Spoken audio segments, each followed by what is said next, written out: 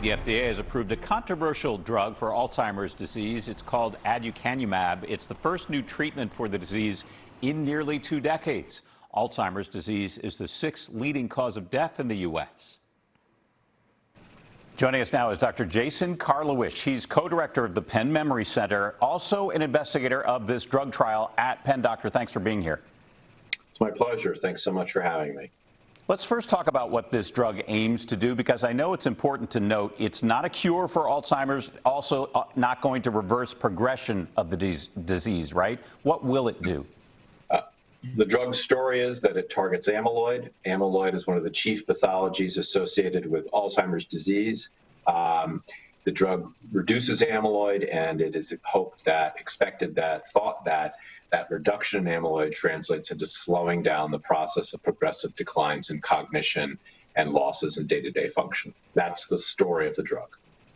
The other story that's really out there today is the fact that experts have said there's not enough evidence that the treatment actually works yet. And some doctors have warned they're not going to prescribe it. So talk to us about the next step for this drug with this accelerated approval.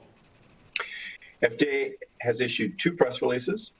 Both press releases support approval of the drug under what's known as the accelerated approval mechanism. Both press releases talk about the need for additional studies. One talks about a phase 4 study, which is often a sort of observational. The other mentions a randomized controlled trial, which is a very different design.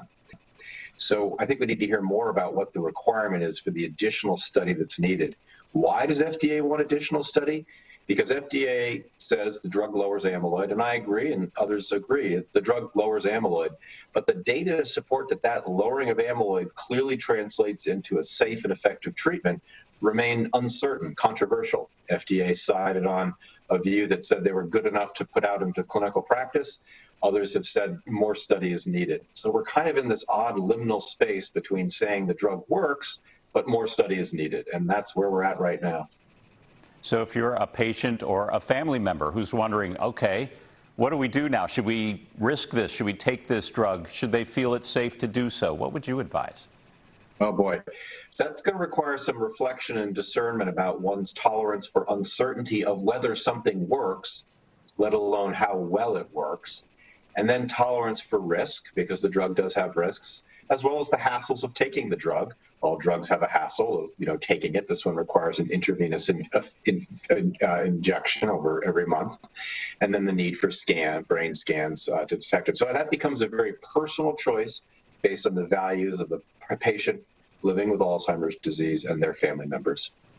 Weigh all those factors. All right, Dr. Jason Karlawish from the Penn Memory Center, thanks so much for being here. We appreciate it. You're welcome. My pleasure. Take care.